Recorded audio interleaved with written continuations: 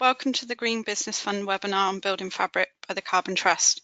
As Penny just said, I'm Dr. Jo Atkinson. I am one of the Carbon Trust technical experts and my specialism is building fabric.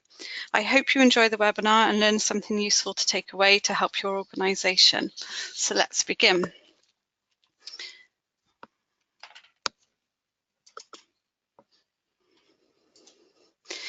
So before we get into the detail of building fabric, though, here is a very quick summary of the Carbon Trust for those of you who don't already know too much about us. We are a mission-driven organisation working towards the acceleration of a sustainable, low-carbon economy. We do this by working with businesses and public sector organisations, as well as governments in the UK and increasingly internationally. We focus on areas where we can have the biggest impact on our mission, including identifying opportunities and developing strategies for organisations to reduce energy use and carbon emissions. For governments, we help them develop policies and provide insight into how they can lead transformational change, as well as develop more sustainably, particularly in developing countries.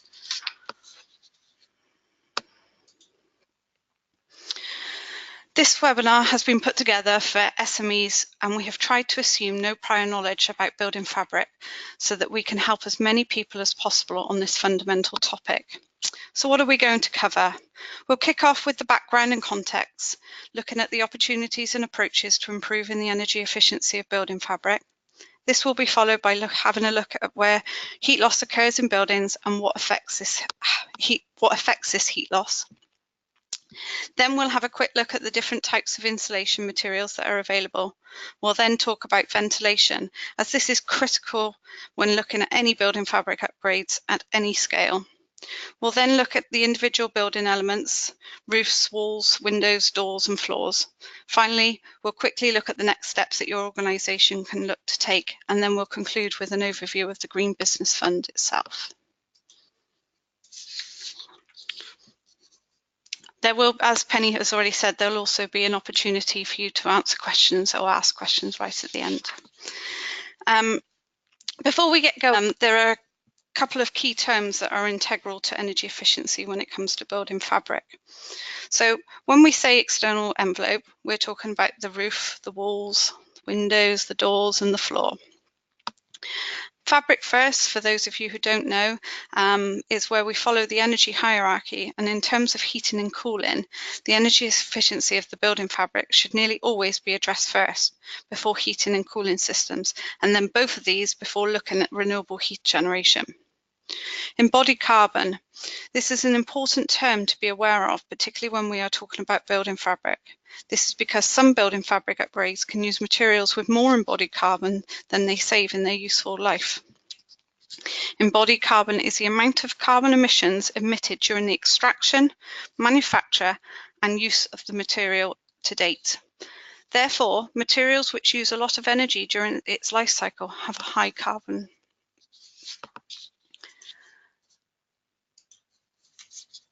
So the first thing we're going to look at are the opportunities and approaches to building fabric upgrades. Taking a fabric-first approach to energy efficiency upgrades to existing buildings and to the construction of new buildings is absolutely the right way to go about improving the comfort for occupants and is fundamental to achieving long-term results for the building too. So if you're fed up with working in a cold, drafty building, possibly with condensation, damp and mould, which is expensive to heat or difficult to keep cool, then adding draft proofing, insulation and new or additional glazing to an existing building are likely to make a big difference. In our experience, improving and maintaining the building fabric offers opportunities for reduced energy and maintenance costs from lower heating or cooling demand and less issues associated with poor fabric condition, for example from damp and mould.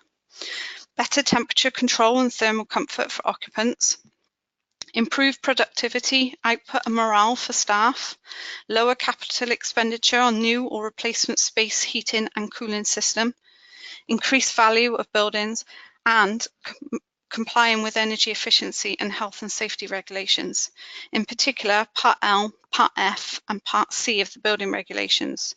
Part L covers conservation of fuel and power, to the rest of us energy. Part F covers ventilation and part C covers moisture in buildings. When it comes to building fabric, all three need to be considered alongside one another. There are usually two main approaches to building fabric upgrades to existing buildings.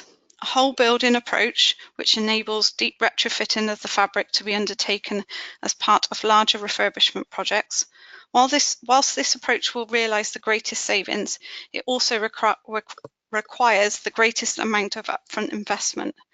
Where this is not a viable option, the second option is the single measure approach, which is unsurprisingly the most common.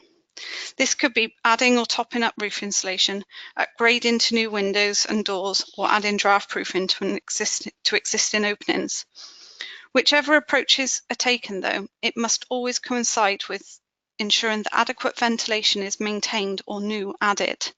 Altering the building fabric in any way will change the ventilation requirements of a building, and this will be covered a little more later. Next, we're going to look at where and why heat is lost from buildings. So why do we have to keep heating or cooling our buildings? The short answer is that buildings have leaky external envelopes. They either leak heat in or out through gaps, pipes, or through the fabric itself. The long answer is that the rate of heat loss or heat gain depends on a number of factors, and some of these are continuously changing throughout the day. These include the internal and external temperature difference, the rate at which the building fabric transfers heat from the inside to out, or vice versa, which depends on the type of construction of each element, the size of the building fabric area and the components of these. For example, the greater the size of the glazed area, the greater the potential heat loss or heat gain, the orientation of the building fabric. North-facing elements lose more heat than the south, and likewise the south side gains more heat than the north. The amount of air entering the building, either by controlled ventilation or uncontrolled infiltration. And finally, the condition of the building fabric. For example, damp walls will transfer more heat than a dry wall.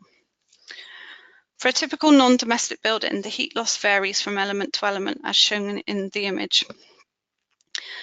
There is also another source of heat loss which becomes an issue if the insulation or other thermal layer is not continuous. For example, if insulation has not been installed correctly or to a high enough standard, any gaps in insulation are called a thermal bridge, or sometimes also known as a thermal bypass or cold bridge.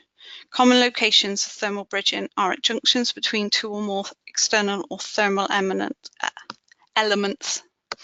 For example, wall-to-roof junctions, wall-to-window junctions, wall-to-floor and ground junctions. Gaps in the insulation provide a bridge for heat to bypass thermal elements. These can lead to cold spots on the internal surfaces, which in turn can lead to condensation, damp and mould occurring. Next, we're going to look at some of the insulation types that are out there.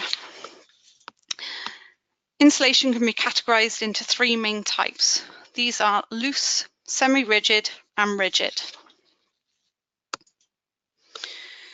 So here are a couple examples of loose insulation. Mineral and glass wool. These are man-made insulation materials but have been around a long time, whereas sheep's wool is the natural equivalent and has been around for less time but is increasingly available. Both of these are commonly used in roofs at ceiling level, internal partition walls, primarily as a sound insulator rather than as a thermal insulator, and under suspended timber floors. Cellulose is made from either natural plant fibres or more commonly recycled newspaper. It is blown into place and generally used in roofs at ceiling level and in external walls, mainly in timber frame construction. Next, we have semi-rigid insulation. High-density mineral wool slabs are the same material as the loose rolled version just described. However, as the name suggests, this version is semi-rigid, which means it can be used on external walls too. Hemp boards are a natural equivalent to the mineral wool slabs. Lastly, we have rigid insulation. The three shown here are all man-made plastic insulations, either in board form or are sprayed on before they set and become rigid. These can be used in roofs, external walls and floors. Phenolic foam boards are another plastic man-made insulation, and aerogel is a silica-based insulation, also man-made. Both can be used in roofs, external walls and floors. Finally, these two rigid insulation types are made from natural and renewable materials. Both can be used in roofs, walls and floors. So just to summarise, because there was a lot more detail obviously in those slides, there are pros and cons to the natural and man-made insulation types. Natural materials are generally inert, so require little to no protection for the installer from the product itself. They have less of an impact on the environment, both in production, installation and in use. They come from renewable sources. They are usually less detrimental to the building fabric as they readily allow the movement of moisture within the structure. This is particularly important for older buildings, especially those built before 1919. And generally, natural materials offer greater natural fire resistance. However, natural materials are usually more expensive than man-made insulation materials, primarily because they are not mass-produced and they don't have yet such a established supply chain. They also require a greater thickness to achieve an equivalent thermal performance than man-made materials. Conversely, man-made materials tend to offer greater thermal performance for the equivalent thickness and are usually less expensive. However, they often pose a greater risk to the environment during production, in use and end of life of the materials, as well as to the installer, and are not made from renewable sources. Next, we're going to talk about ventilation. Ventilation is important to all aspects of a building's fabric, as already mentioned, and must always be taken into consideration during the planning and execution of any insulation work. Heating, cooling and ventilation are all part of the same equation and therefore must be balanced. This means that any changes to heating and insulation must include consideration of how this will impact on ventilation. Likewise, changes to ventilation must include planning how this can impact other factors, particularly condensation. Failure to consider these holistically risks creating more problems than are solved during any fabric improvements. So what are the main opportunities? Sealing gaps and cracks in the building envelope reduces uncontrolled air leakage. Blocking old and unused chimneys reduces uncontrolled ventilation losses and drafts. However, sufficient controllable ventilation must be provided to keep the chimney dry.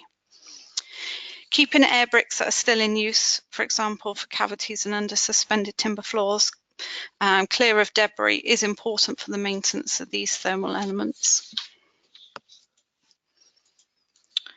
In terms of refurbishment opportunities for ventilation, vents can be added to the underside of roof overhangs. These are called soffits in the roof's eaves to provide ventilation to the roof spaces. This is particularly important where roof insulation is being added and where the waterproofing layer or felt is of a non-breathable kind, so it doesn't allow vapour to move through it. Air bricks should be replaced if they have been changed or damaged, or previously blocked with material that cannot be removed easily. Mechanical extract ventilation is required as a minimum in areas that have high moisture content, such as kitchens and bathrooms. Double glazing and triple glazing will reduce heat loss, drafts, and therefore any discomfort for occupants. Trickle vents are a way of providing some background ventilation to a building. This is particularly important for a building having old leaky windows replaced, as this will inevitably change the balance inside the building. It is important to note that to comply with Part F of the building regulations, that when any sort of building work is undertaken, the ventilation cannot be made any worse than it was before. And when any building fabric upgrades are undertaken, this will undoubtedly reduce the ventilation, usually uncontrolled ventilation, in a building, and therefore some form of additional ventilation will need to be introduced. It is always recommended to seek the advice of a ventilation expert if you are unsure. So now we're going to move on to looking at the opportunities that exist in each of the building elements, starting with roofs and lofts. Inspections of roofs are important to ensure roofs are in good condition. However, this is particularly pertinent for flat roofs. Keep an eye out for signs of damp, puddles of water, vegetation, and any other indication that a roof is changing shape. Any of these can let water in and cause significant and expensive damage. Also check for damage by rodents, nesting birds and other animals. If any issues are found, it is important to take action immediately. This will minimise costs and severity. During any maintenance work in a loft space, lay walking boards as the insulation hides where the joists are, and afterwards remember to check the insulation has been put back to provide a complete covering again. Electricians and other trades are notorious for not putting the insulation back down and leaving cold spots, which can be seen here in the images on the right.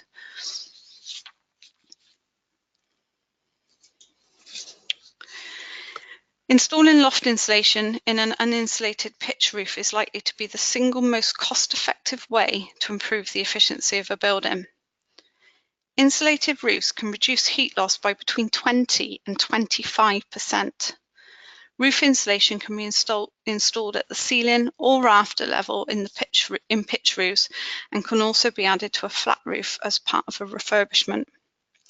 Ceiling level insulation achieves the best results from approximately 270 mm or about 11 inches of loose insulation. Rigid insulation is best at the rafter level, i.e. following the pitch. However, you must ensure that there's a 50 mm gap retained between the insulation and the underside of the roofing felt. Rigid insulation is also used to upgrade flat roofs. This insulation can be applied on top or directly below the waterproof layer, i.e. the felt. It is always best to avoid insulating the underside of flat roofs, as this runs the risk of introducing condensation within the fabric itself. Next, we're going to have a look at walls. So depending on the materials that make up the wall fabric of the building, walls can be responsible for around 9% of the total building's heat loss. A couple of no or low cost measures are installing heat reflective foil behind heat emitters, such as radiators. This is particularly effective where heaters are located on external walls. And exposing the fabric, where the wall materials are dense materials such as concrete, stone or brick. Having these materials exposed can assist with managing or buffering the internal temperature of a building. For example, on a hot sunny day, the wall or floor will absorb some of the sun's heat and store it until the air temperature in the room drops below the temperature of the wall or floor. It works a bit like a storage heater, but is an extremely effective and free way to manage internal conditions. Now let's turn to more involved opportunities for walls. There are three main ways that walls can be insulated, and the choice will depend on many factors, including construction type, i.e. are they cavity or solid walls, and are they rendered, have cladding, the level of exposure to wind-driven rain, is the building listed or in a conservation area?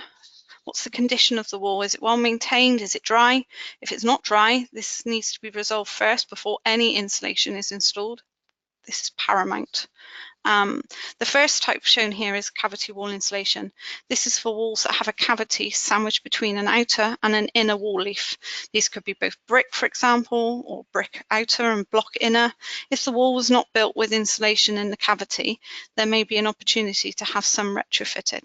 However, this must only be undertaken by a professional and should be followed by an independent surveyor to assess the suitability of the wall, i.e. before any insulation is installed. Ideally, the survey should not be undertaken by the company installing the cavity wall insulation. The second and third types are solid wall insulation. This is for walls that do not have a cavity, or where the cavity is not suitable for insulation to be installed within the cavity itself. The insulation can be installed on the external surface, hence external wall insulation, or the internal surface, and likewise, hence internal wall insulation.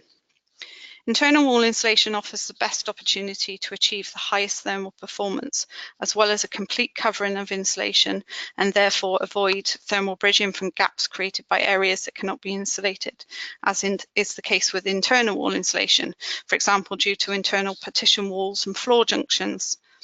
Internal wall insulation also isolates any heat from getting to the fabric of the external wall, which then poses the risk of further cold spots within the structure itself. External wall insulation does provide a protective layer to the outside of the building, but it can completely change the way a building looks, and that is not always acceptable. One of the most important considerations when choosing the approach is the management of moisture throughout the wall structure. If this is not achieved, it is very likely to lead to more problems than the insulation will solve, or even introduce problems that previously did not exist.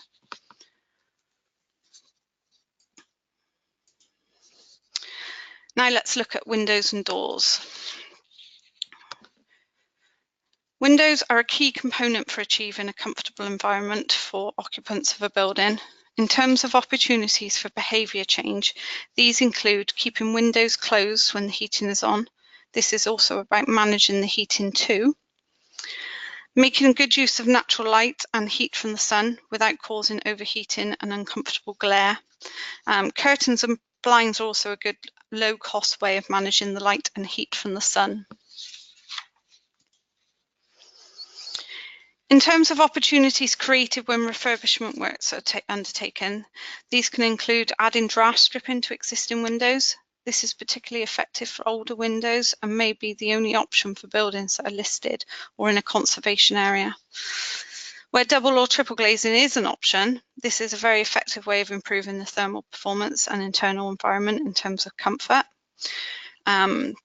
When choosing new glazing, try and go for the best rating with low emissivity or low E, as it's otherwise known, glass where solar gain can lead to overheating. This will allow the natural daylight in whilst helping to control the amount of heat let in. Where there is an excessive amount of glass, and this causes discomfort, either from overheating, creating cold spots in the room, or too much glare, replacing glazing with insulated panels is an option. Solar shading is another good way of managing heat and glare from the sun. For example, louvers above or in front of windows can be set at the right angle to allow the sun in during the winter months when it's lower in the sky and keep it out in the summer months when it's higher in the sky.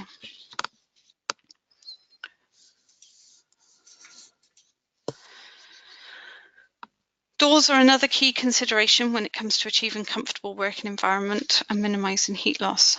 Keeping doors closed when the heating is on may seem obvious, but this doesn't happen in a lot of non-domestic buildings. As with windows, draft proofing and replacing failed seals and door closures are a very low cost and simple measure to reduce heat loss and through doors.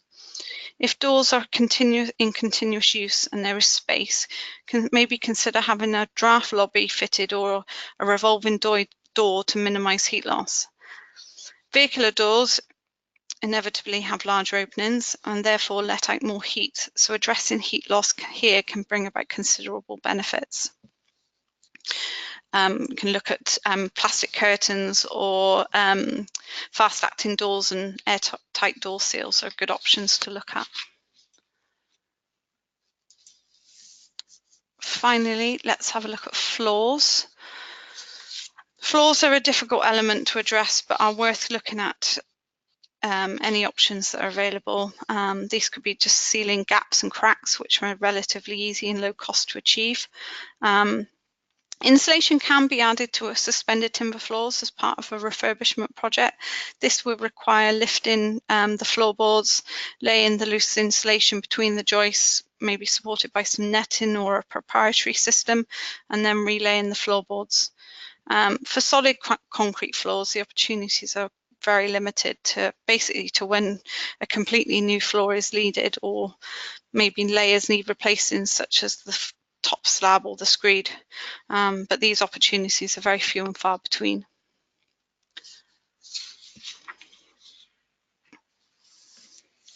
So in terms of next steps for implementing some of these measures, step one is always understand your energy use. Look at your building and identify the major areas of energy consumption. Check the condition and operation of equipment and monitor the power consumption over, say, 1 week to get a base figure against which any energy efficiency improvements can be measured. Step two is identify your opportunities. Walk around and complete an action checklist to identify where building fabric improvements can be made. Examine the windows, the doors, roof spaces, skirtings, walls. and eaves to see whether they are cracked, drafty. Have a look. Step 3, prioritise your actions. Draw up an action plan detailing a schedule of improvements that need to be made and when you want to make them, along with who will be responsible for them. Improve your building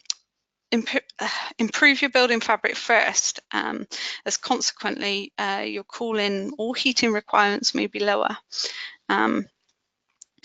Step 4, seek some specialist help.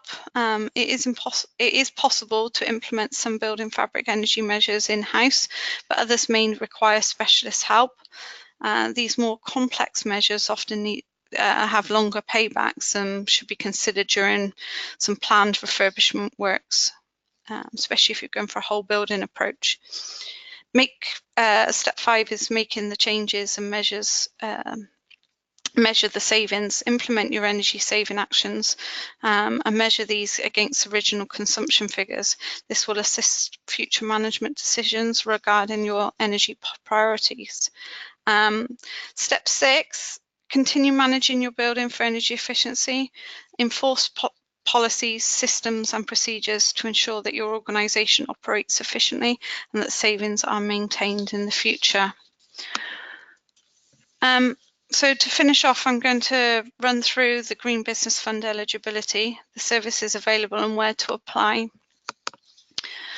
So Green Business Fund is available right across England, Scotland and Wales, and it's the types of organisations that are available or eligible, for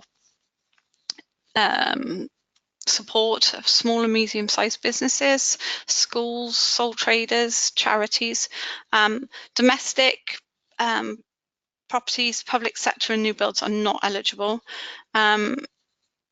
So to be defined as an SME, you need to meet 2 of the following criteria: no more than 250 employees, annual turnover not in excess of 25.9 million, or an annual balance sheet not in excess of 12.9 million, and not more than 25% owned by an entity which does not meet the criteria.